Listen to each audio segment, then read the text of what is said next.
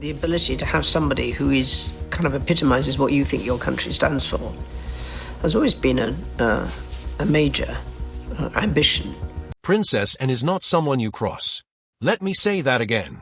She is not someone you cross. The Princess Royal, the only daughter of the late Queen Elizabeth II, has spent decades building a reputation that strikes fear into the hearts of those who don't follow the rules. She's the hardest working royal. The one who shows up in rain, snow, or blistering heat. The one who never complains, never cancels, and never, ever, backs down from what she believes is right. And doesn't do drama. She doesn't engage in gossip. She doesn't play the palace games that other royals seem to enjoy. But when it comes to royal heirlooms, especially those tied directly to the crown's legacy, Anne has her own set of rules. And she expects everyone, to follow them. No exceptions. No negotiations. No second chances. You want to understand Princess Anne? Look at her schedule. She consistently carries out more official engagements than almost any other member of the royal family. Year after year, decade after decade. While other royals take holidays and pose for glossy magazine spreads, Anne is opening hospitals, visiting charities, attending military ceremonies, and boarding planes to represent the crown in countries that most people can't find on a map. She doesn't do it for the headlines. She does it because she believes it's her duty. And when someone like that believes something is duty, when someone who has sacrificed their entire personal life on the altar of royal service decides something matters, you'd be very unwise to stand in their way. Here's the thing about Princess Anne. She grew up watching her mother, Queen Elizabeth II, treat crown jewels with almost religious reverence. These weren't just pretty stones. They were symbols of continuity, of duty, of 1,000 years of British history. Every brooch, every tiara, every necklace had a story. Anne learned those stories by heart. She didn't learn them from books or palace tutors, either. She learned them the way children learn the most important things, by watching. By sitting beside her mother at dressing tables. By observing which pieces were chosen for which occasions and understanding, even as a young girl, that none of these choices were accidental. Everything the Queen wore meant something. Everything communicated something. Anne absorbed all of it. Her collection of sapphire jewelry is legendary. She owns a stunning sapphire and diamond brooch, a replica of Prince Albert's famous gift to Queen Victoria. That original piece. It was given to Victoria the night before her wedding in 1840. Prince Albert designed it himself, personally overseeing every detail, every diamond placement, every curve of the setting. It's worth millions today. Anne wears her replica with pride. Not as a fashion statement. Not to impress anyone at a garden party. She wears it because it connects her to a lineage of women who understood what the crown actually means. She also has sapphire engagement rings from both her marriages. Sapphires hold deep meaning for her. They remind her of her mother, her grandmother, and the unbroken chain of royal women who came before her. To Anne, these jewels aren't accessories. They are responsibility. They are history you wear on your body, and you carry that history carefully, or not at all. So when word reached her that Laura Lopes, Queen Camilla's daughter from her first marriage to Andrew Parker Bowles, had come into possession of a notable sapphire piece, and reportedly saw red. Now, let's be clear. This wasn't about jealousy, and isn't the type to get jealous over jewelry. She has plenty of her own. This was about something much bigger. In Anne's view, certain jewels belong to the crown. Period. Not to extended family members. Not to step-siblings. Not to anyone who doesn't hold an official royal role. She's not trying to be cool. She's trying to protect something sacred. And when Anne believes something is sacred, she will fight for it. The moment she learned about those sapphires, something shifted. Something clicked into place behind those sharp, experienced eyes. And made a decision. Those jewels were coming back. No excuses. No delays. No exceptions. This is where the Real story begins. So who exactly is Laura Lopes? And more importantly, what was she wearing that caused such a stir? Laura Lopes was born Laura Parker Bowles in 1978. She's the daughter of Camilla and her first husband, Andrew Parker Bowles. That means she grew up in a world where the royal family was always in the background, always watching, always judging. Her parents divorced when she was a teenager. And when her mother eventually married King Charles, Laura found herself suddenly thrust into the royal spotlight, a spotlight she never asked for and has never seemed entirely comfortable with. But here's the thing about Laura, she never wanted that spotlight. Not really. She's a private person. She runs an art gallery in London. She married Harry Lopes in 2006 at St. Nicholas Church in Wiltshire, a quiet ceremony befitting someone who prefers life outside the palace machine. She has 3 children.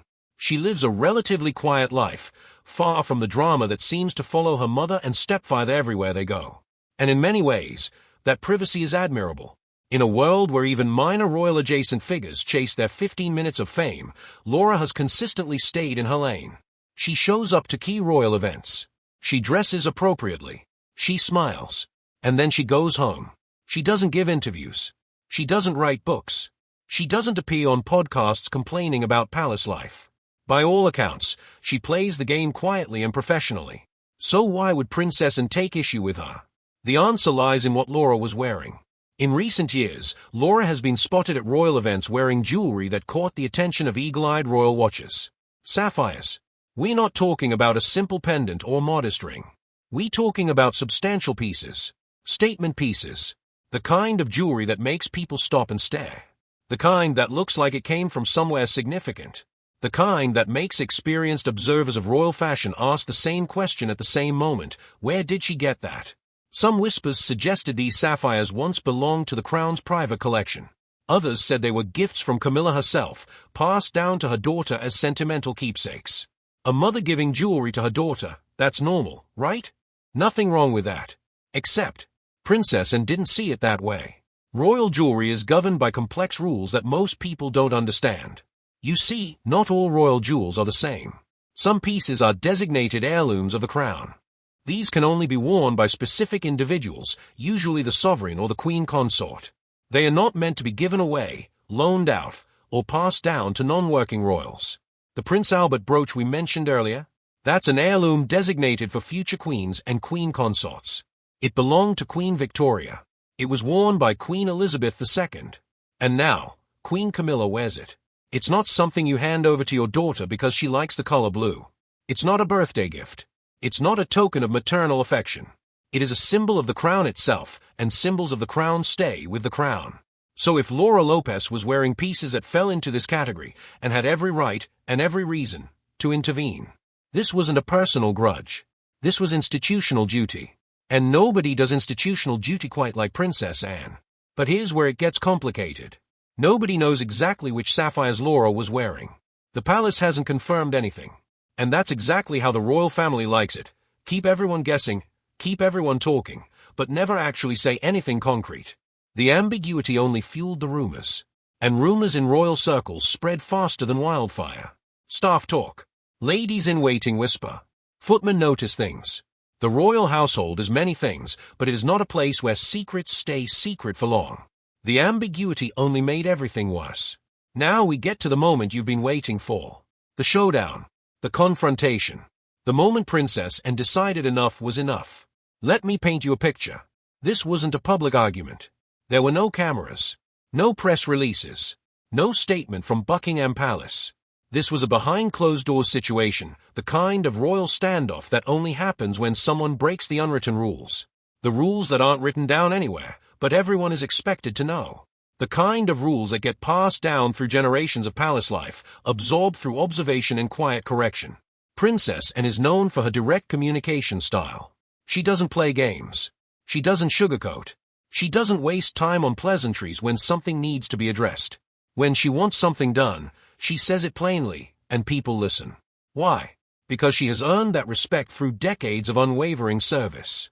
Because when Princess Anne walks into a room, the room changes. The energy shifts. People stand a little straighter. They speak a little more carefully. She carries the weight of decades behind her, and everyone in that room can feel it. According to palace insiders, and made it clear that the sapphires Laura Lopes was wearing needed to be returned to the royal vault. She cited protocol. She cited history. She invoked the memory of jewels that had been worn by queens going back generations. She made it known that this wasn't a conversation she expected to have twice. This wasn't up for negotiation. Let that sink in for a moment. And didn't ask. She didn't suggest. She demanded. And in the world Princess Anne inhabits, that word carries enormous weight. Now imagine being Camilla in this situation. You're the queen consort. You've finally reached the top of the royal hierarchy after decades of controversy, public scrutiny, and being portrayed as the villain in one of the most famous love stories of the 20th century. You've done the work. You've won over the public, slowly and painstakingly. You've earned your place beside King Charles. And now your daughter, your private, quiet, perfectly well-behaved daughter, is being called out by the Princess Royal for wearing the wrong jewelry. Camilla was caught in an impossible position. On one hand, she wanted to protect her daughter. Laura is her flesh and blood. She gave birth to her.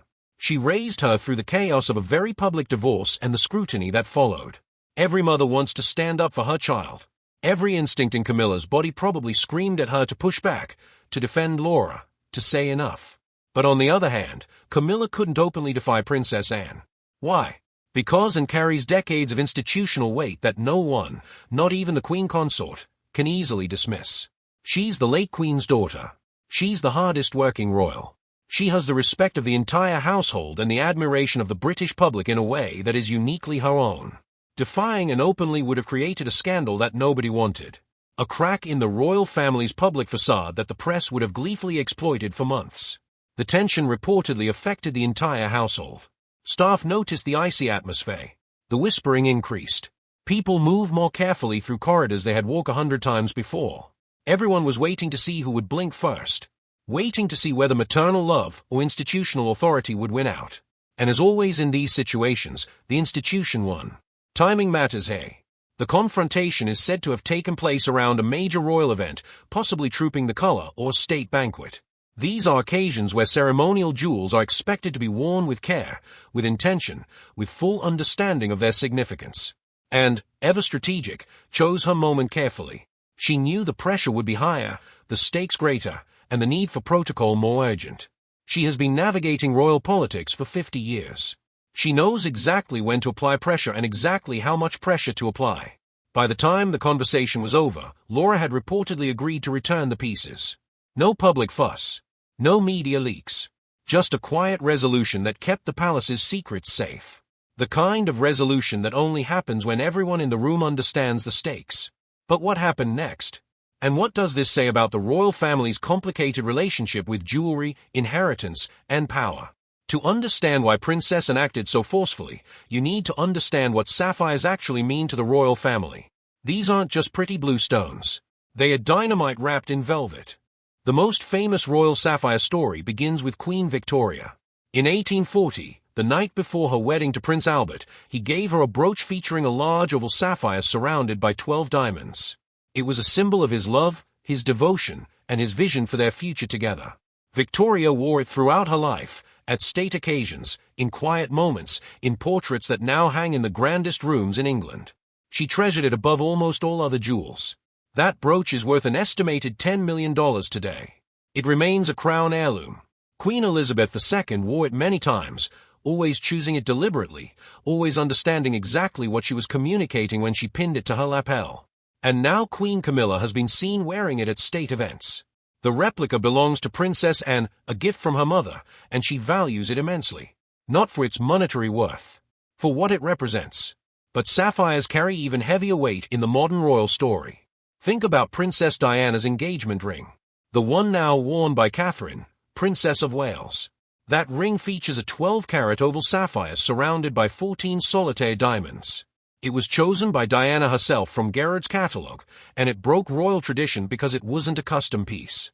Anyone could have bought it. That was part of the point. Diana wanted something real, something tangible, something that felt human in a world that often felt anything but. That ring became a symbol of tragedy, love, and complicated legacy. When Diana died in 1997, it passed to her sons, William and Harry. They reportedly fought over it. The kind of fight that leaves marks you carry forever. William kept it, and when he proposed to Kate Middleton, he used it as her engagement ring.